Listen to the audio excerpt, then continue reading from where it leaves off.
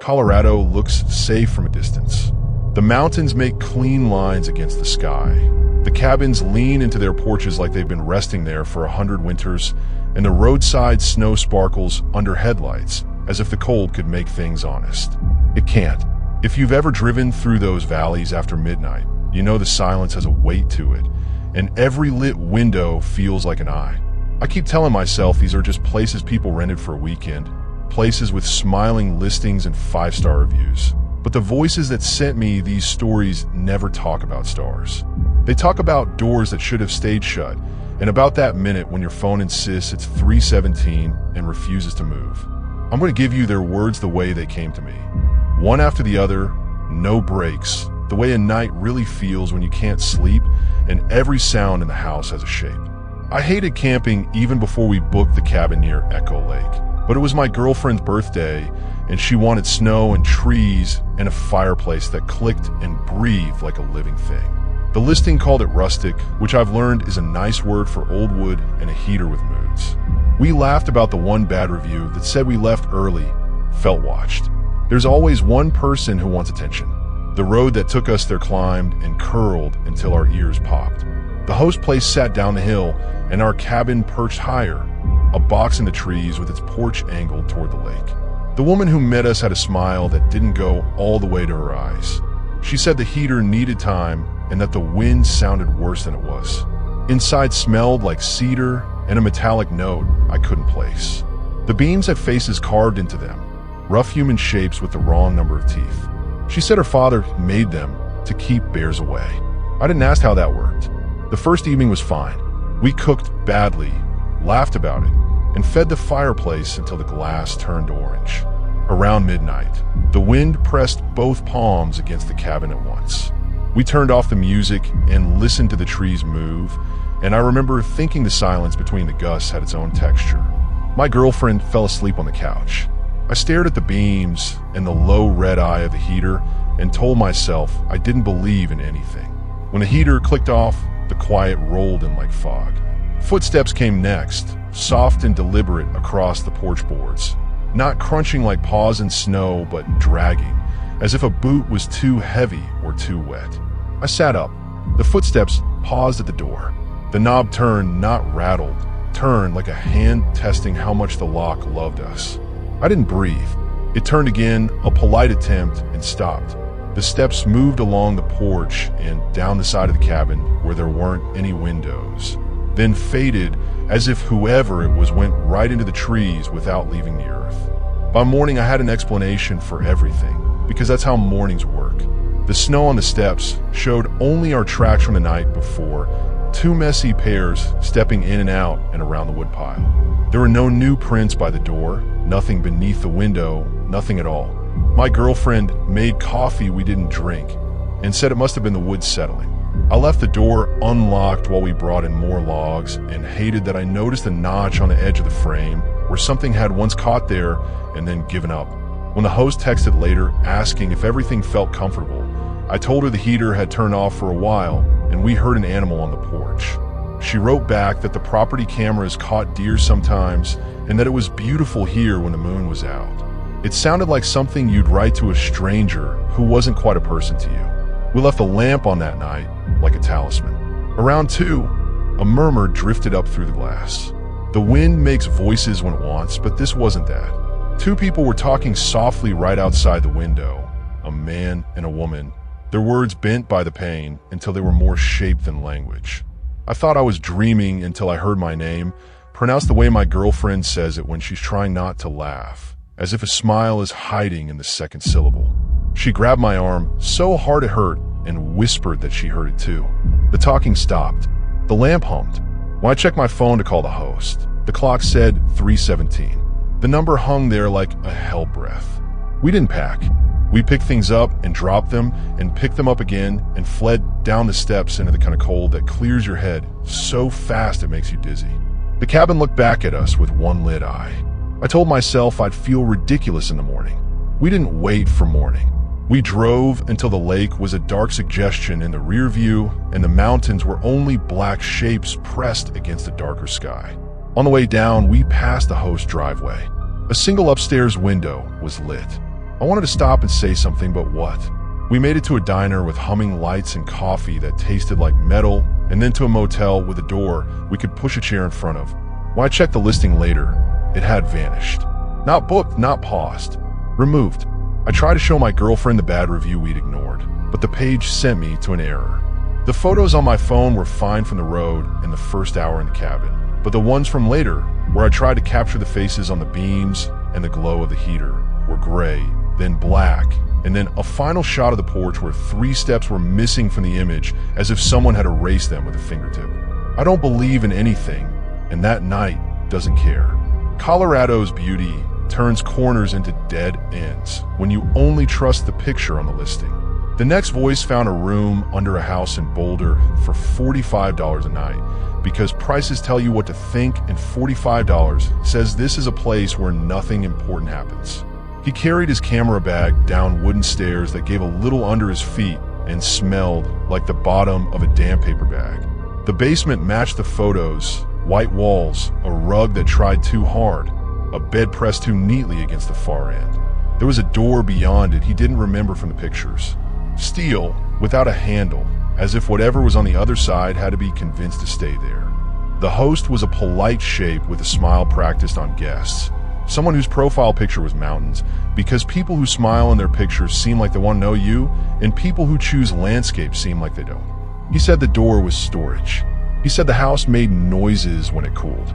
The guest nodded because you nod when you're borrowing a space that isn't yours.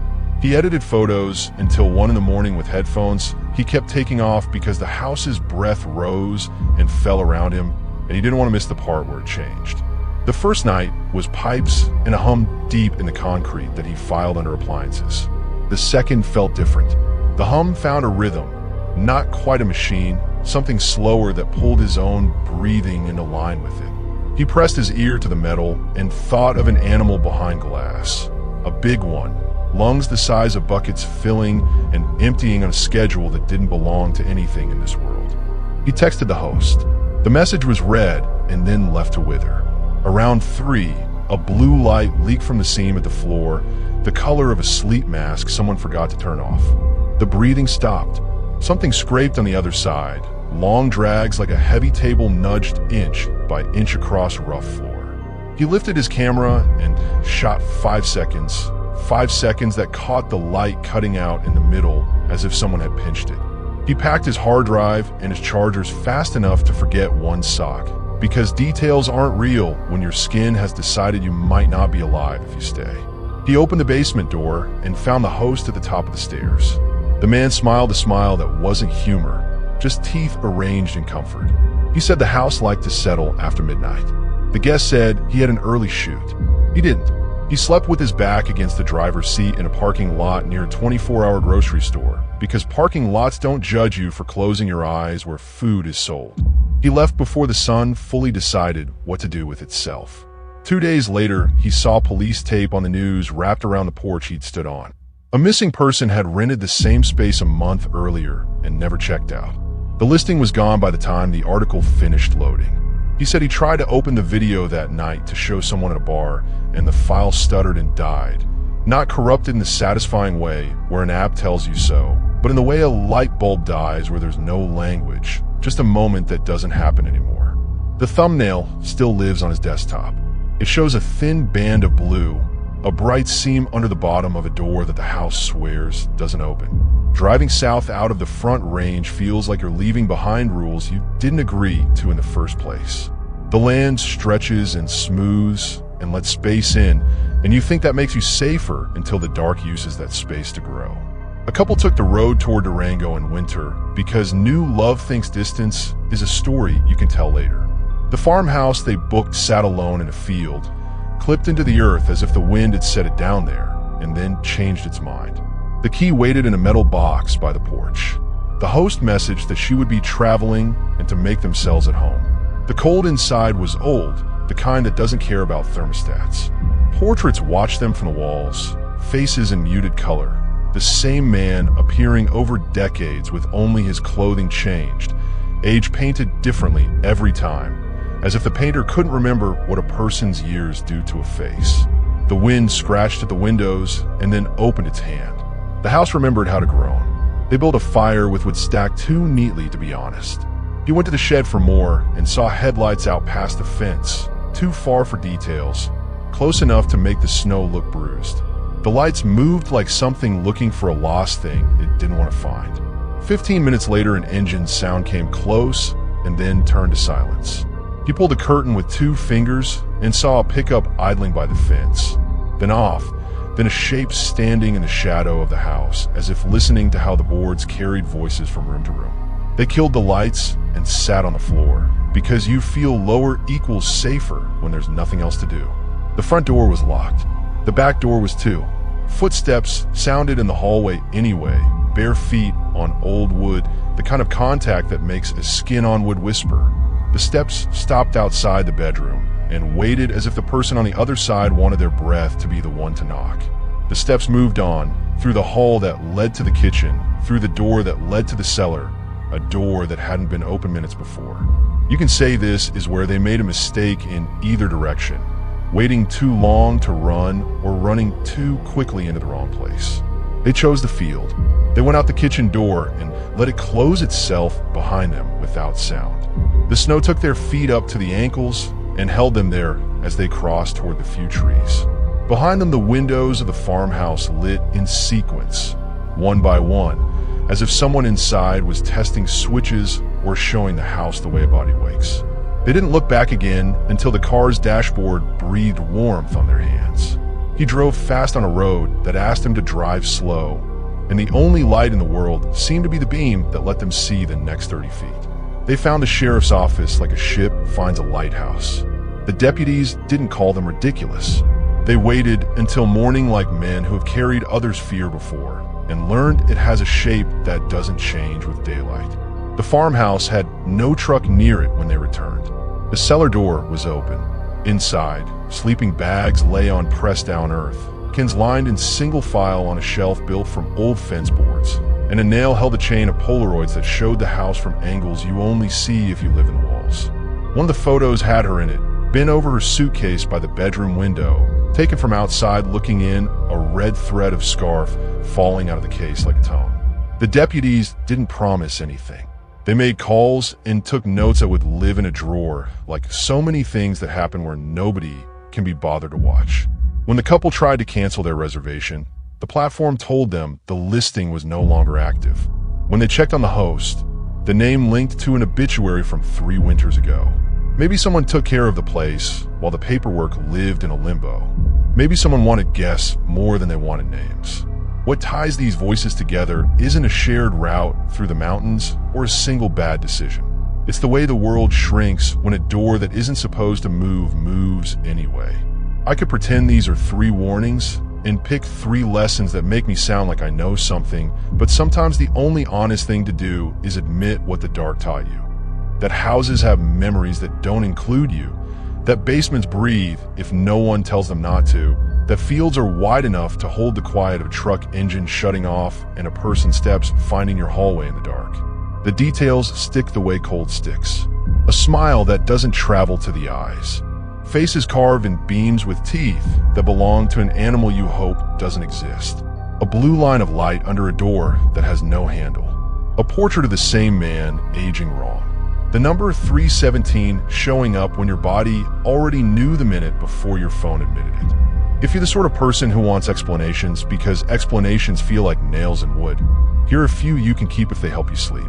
The footsteps on the porch were the wind making old things talk, and your brain filling in a person, because finding a person is better than finding nothing.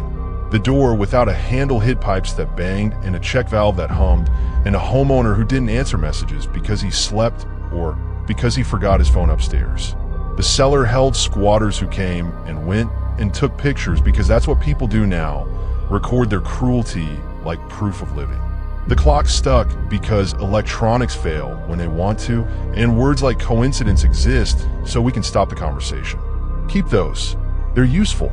Then watch what your hands do the next time a doorknob turns with the careful confidence of a hand on the other side, or what your eyes do when a window shows you your own face with a second face shaped in the reflection behind yours.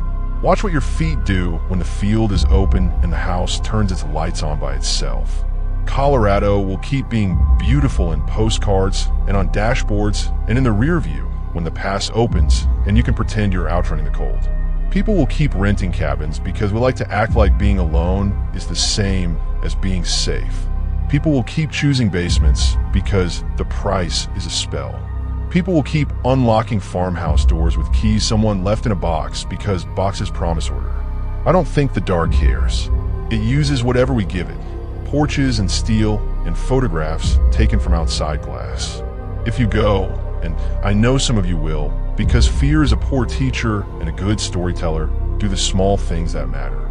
Read the 1-star review all the way through, even if it sounds dramatic. Count the steps on the porch and see if the number matches the prints in the snow after.